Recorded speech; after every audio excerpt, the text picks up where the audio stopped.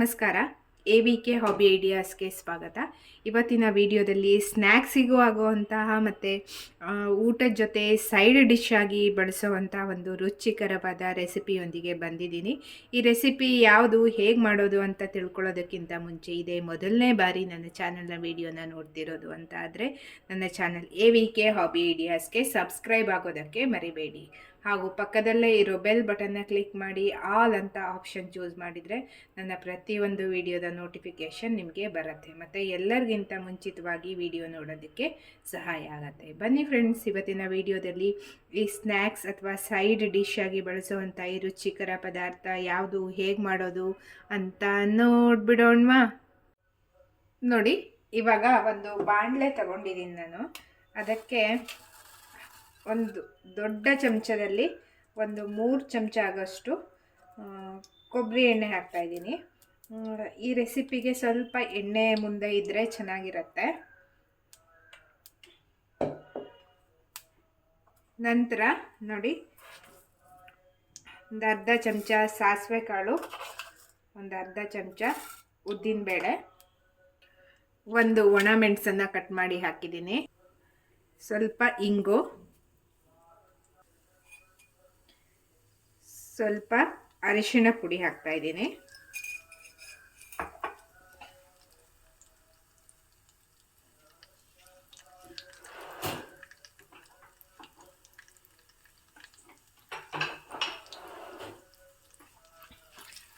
ನೋಡಿ ಒಗ್ಗರಣೆ ಸ್ವಲ್ಪ ಆಗ್ತಾ ಇದ್ದ ಹಾಗೆ ಕರಿಬೇವಿನ ಸೊಪ್ಪನ್ನು ಹಾಕ್ತಾ ಇದ್ದೀನಿ.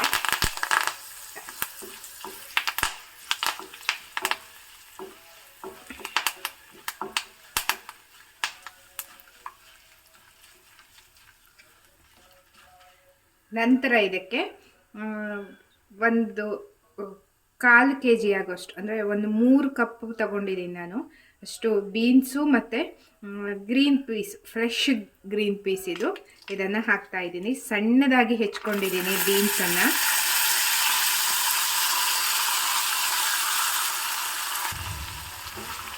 ಚೆನ್ನಾಗಿ ಒಮ್ಮೆ ಮಿಕ್ಸ್ ಮಾಡ್ಕೊಳ್ಳೋಣ.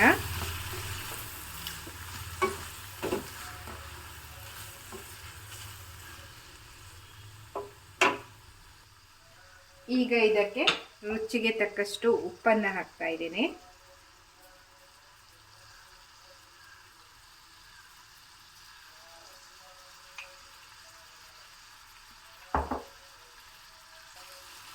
ನಂತರ ಇದಕ್ಕೆ ಒಂದು 1/4 ಕಪ್ಗಿಂತ ಕಡಿಮೆ, ಅಂದರೆ ಸಣ್ಣ ಕಾಫಿ ಕಪ್ ಇರುತ್ತಲ್ಲ ಅದರಲ್ಲಿ 1/4 ಕಪ್ ಆದರೆ ಸಾಕಾಗತ್ತೆ, ಅಷ್ಟು ನೀರನ್ನ ಹಾಕಿದ್ದೀನಿ. ನೋಡಿ, ಮತ್ತೊಮ್ಮೆ ಚೆನ್ನಾಗಿ ಮಿಕ್ಸ್ ಮಾಡಿಕೊಂಡು ಇದನ್ನು ಬೇಯಿಸ್ಕೊಳ್ಳೋಣ. ನಾನು ಮುಚ್ಚಿಬಿಟ್ಟು ಬೇಯಿಸ್ತಾ ಇದ್ದೀನಿ ಇದನ್ನು. ಇದು ಹೀಗೆ ಬೇಯ್ತಾ ಇರಲಿ, ಆಗಾಗ ನಾವು ಚೆಕ್ ಮಾಡ್ತಾ ಇರಬೇಕು, ಯಾಕೆಂದರೆ ನೀರು ಒಮ್ಮೆಲೆ ಆರು ಹೋಗೋಕ್ಕೆಲ್ಲ ಬಿಡಬಾರ್ದು, ಇಲ್ಲಾಂದರೆ ಕಂದು ಹೋಗೋ ಚಾನ್ಸ್ ಎಲ್ಲ ಇರುತ್ತೆ. ಹಾಗಾಗಿ ಸ್ವಲ್ಪ ಮೀಡಿಯಮ್ ಫ್ಲೇಮ್ನಲ್ಲಿ ಇಟ್ಬಿಟ್ಟು ನಾವು ಇದನ್ನು ಬೇಯಿಸ್ಕೊಳ್ಳೋಣ. ಇದು ಬೇಯ್ತಾ ಇರಲಿ ಫ್ರೆಂಡ್ಸ್. ಇದಕ್ಕೆ ಬೇಕಾಗಿರೋ ಮಸಾಲೆನ ರೆಡಿ ಮಾಡ್ಕೊಳ್ಳೋಣ. ಈಗ ನೋಡಿ, ಮಿಕ್ಸರ್ ಜಾರ್ ತೊಗೊಂಡಿದ್ದೀನಿ.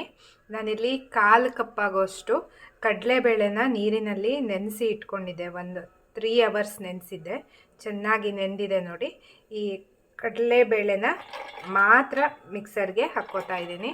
ನೀರೆಲ್ಲ ಹಾಕೋದೇನೋ ಅವಶ್ಯಕತೆ ಇರೋಲ್ಲ, ಇಲ್ಲಾಂದರೆ ನೀರು ಒಮ್ಮೆಲೆ ಬಸ್ದುಬಿಟ್ಟು ನಾವು ಬೇಳೆನ ಉಪಯೋಗಿಸ್ಕೋಬೋದು. ನೆಕ್ಸ್ಟು ಒಂದು 1/4 ಕಪ್ ಆಗೋಷ್ಟು ತೆಂಗಿನ ತುರಿ ಹಾಕಿದ್ದೀನಿ. ನೋಡಿ, ಖಾರಕ್ಕೆ ನಾನು ಸೂಜಿ ಮೆಣಸನ್ನು ಬಳಸ್ತಾ ಇದ್ದೀನಿ. ನೀವು ಖಾರಕ್ಕೆ ಅನುಗುಣವಾಗಿ ಸೂಜಿ ಮೆಣಸು ಇಲ್ಲ ಅಂದರೆ ಹಸಿ ಮೆಣಸನ್ನು ಹಾಕ್ಕೋಬೋದು. ಇವಾಗ ಇದನ್ನು ನಾನು ತರಿಯಾಗಿ ಗ್ರೈಂಡ್ ಮಾಡ್ಕೋತೀನಿ. ನಾವೇನು ಅಂಬಡೆಗೆ ಗ್ರೈಂಡ್ ಮಾಡ್ತೀವಲ್ಲ ಆ ಹದದಲ್ಲಿ ಗ್ರೈಂಡ್ ಮಾಡಬೇಕು. ನೋಡಿ, ತರಿಯಾಗಿ ಗ್ರೈಂಡ್ ಆಗಿದೆ, ತುಂಬ ನುಣ್ಣಗೆಲ್ಲ ಆಗಿಲ್ಲ. ನೋಡಿ, ಈಗ ಬೀನ್ಸ್ ಎಷ್ಟು ಬೆಂದಿದೆ ಅಂತ ಚೆಕ್ ಮಾಡೋಣ.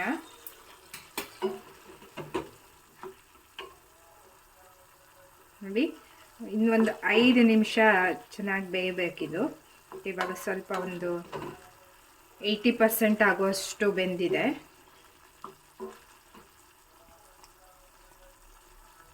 ಮತ್ತೆ ಒಂದು 5 ನಿಮಿಷ ನಾನು ಮುಚ್ಚಿಬಿಟ್ಟು ಬೇಯಿಸ್ತಾ ಇದ್ದೀನಿ.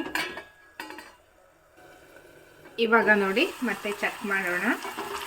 ನೋಡಿ ತುಂಬ ನೀಟಾಗಿ ಚೆನ್ನಾಗಿ ಬೆಂದಿದೆ. ಈಗ ರುಬ್ಕೊಂಡಿರೋ ಬೇಳೆ, ತೆಂಗಿನ ತುರಿ ಮಸಾಲಾನ ಹಾಕೋಣ. ನೋಡಿ ಹೀಗೆ ಹಾಕಿಬಿಟ್ಟು ಮಿಕ್ಸ್ ಮಾಡೋಕ್ಕೆ ಹೋಗಬಾರ್ದು. ಒಂದೂವರೆ 2 ನಿಮಿಷ ಹೀಗೆ ಬೇಯಿಸ್ಕೊಬಿಡ್ಬೇಕು. ಅಂದರೆ ಆವಿನಲ್ಲೇ ಚೆನ್ನಾಗಿ ಬೇಳೆಕಾಯಿ ಹಾಕಿರೋ ಮಸಾಲ ಬೇಯಬೇಕು. ಹೀಗೆ ಮಾಡಿದರೆ ತುಂಬ ರುಚಿಯಾಗಿರುತ್ತೆ ಫ್ರೆಂಡ್ಸ್. ತುಂಬ ಬೇಯಿಸೋ ಅವಶ್ಯಕತೆ ಇರಲ್ಲ. ಆಮೇಲೆ ನೋಡಿ ನಾವು ರುಬ್ಬಿರ್ತೀವಲ್ಲ, ಹಾಗಾಗಿ ಬೇಳೆ ತುಂಬ ಬೇಗನೆ ಬೆಂದ್ಬಿಡತ್ತೆ. ಇವಾಗೊಮ್ಮೆ ಚೆನ್ನಾಗಿ ಮಿಕ್ಸ್ ಮಾಡಬೇಕು. ಇದನ್ನು ಒಂದು 3-4 ನಿಮಿಷ ಹೀಗೆ ಹುರ್ಕೋಬೇಕು. ಅಂದರೆ ಎಣ್ಣೆ ಅಂಶ ಇರತ್ತಲ್ಲ, ಹಾಗಾಗಿ ಆ ಎಣ್ಣೆಯಲ್ಲೇ ಹುರಿಬೇಕಾಗತ್ತೆ ಇದನ್ನು.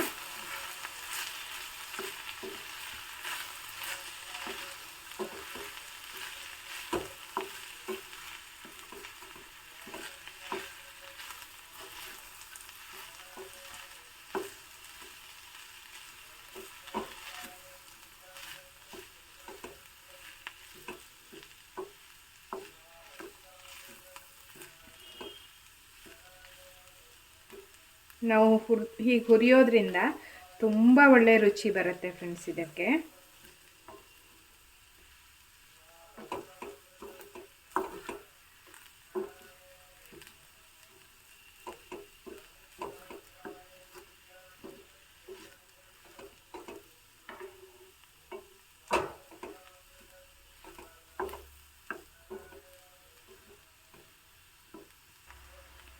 ಈಗ ನೋಡಿ ಚೆನ್ನಾಗಿ ಹುರಿದಾಗಿದೆ. ಈಗ ಮೇಲಿಂದ ಒಂದು 2 ಚಮಚ ಆಗುವಷ್ಟು ತೆಂಗಿನ ತುರಿ ಹಾಕ್ತಾ ಇದ್ದೀನಿ.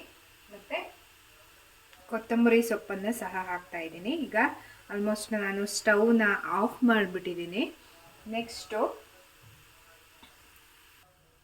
ಸ್ವಲ್ಪ ನಿಂಬೆ ರಸವನ್ನು ಹಿಂಡ್ಕೋಬೇಕು. ಲೈಟಾಗಿ ಒಮ್ಮೆ ಮಿಕ್ಸ್ ಮಾಡ್ಕೋತಾ ಇದ್ದೀನಿ.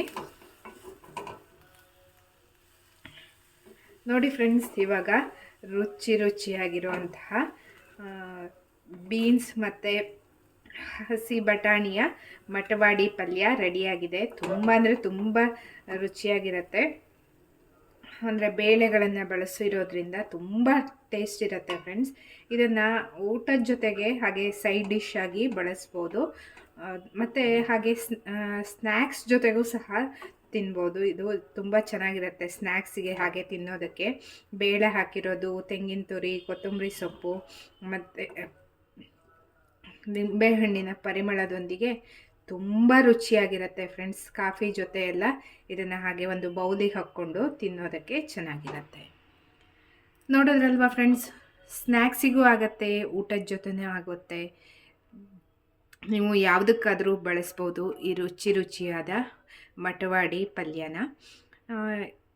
ನೀವು ಒಮ್ಮೆ ಟ್ರೈ ಮಾಡಿ. ಇದನ್ನ ಬೀನ್ಸ್ ಇದ್ರ ಜೊತೆಗೆ ಒಂದೇ ಅಲ್ಲ, ನಾನು ಆಲ್ರೆಡಿ ಒಂದು ಸೊಪ್ಪಿನ ಮಟವಾಡಿ ಪಲ್ಯನೂ ಸಹ ತೋರಿಸಿದ್ದೀನಿ, ಮೆಂತ್ಯ ಸೊಪ್ಪಿಂದು. ಅದರ ಲಿಂಕು ಸಹ ಮೇಲ್ಗಡೆ ಹಾಕಿದ್ದೀನಿ ಫ್ರೆಂಡ್ಸ್, ಚೆಕ್ ಮಾಡಿ. ಅದನ್ನು ಸಹ ಹೇಗೆ ಮಾಡೋದು ಅನ್ನೋದು ನಿಮಗೆ ಗೊತ್ತಾಗತ್ತೆ. ಮತ್ತು ಗೋರೆಕಾಯಿ ಏನು ಬರುತ್ತಲ್ಲ, ಅದರಲ್ಲೂ ಸಹ ಇದನ್ನು ಮಾಡ್ಬೋದು. ಅದು ಸಹ ತುಂಬ ಟೇಸ್ಟಾಗಿರುತ್ತೆ ಫ್ರೆಂಡ್ಸ್. ಇವತ್ತಿನ ಈ ವಿಡಿಯೋ ನಿಮಗೆಲ್ಲ ಇಷ್ಟ ಆಯಿತು ಅಂತ ಅಂದ್ಕೊಂಡಿದ್ದೀನಿ. ಈ ವಿಡಿಯೋನ ನೋಡಿಬಿಟ್ಟು ಲೈಕ್ ಮಾಡಿ ಮತ್ತು ನಿಮ್ಮ ಅನಿಸಿಕೆಯನ್ನು ಕಮೆಂಟ್ ಸೆಕ್ಷನ್ನಲ್ಲಿ ತಿಳಿಸಿ.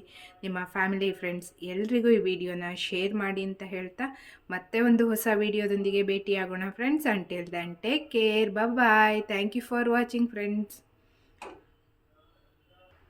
Hello friends.